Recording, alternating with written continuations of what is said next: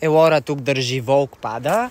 Аз като цяло съм малко в пясък. Гащите са долу. Крилата Елора като цяло малко ме изтрям да ви казвам откъде са. Джапанките.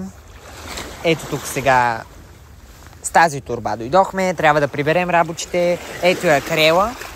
Банкя водите ни. Водата и морето. Луната, която не се показа. Именно. Локацията. Намираме се в Горна Оряховица. Наскоро такова построиха морето. В смисъл това е като нова отломка от бюджета. Добре им се е получило. Според мен, мисля, че и в други градове би станало. В смисъл малко съкрачиха градския транспорт, ама в Горна Оряховица хората повече вървяха. Разбирате ли? Това е като там в Англия или там, където вървяха с велосипеди. В смисъл. Да. Горна Оряховица е малко по-напредно. Ето ги превръзниците на Ели. Милата вече мина, как да кажа, периодът.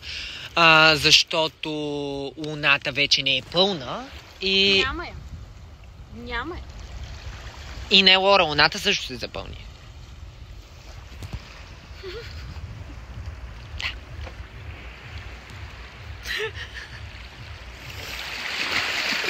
Добре. Алоха.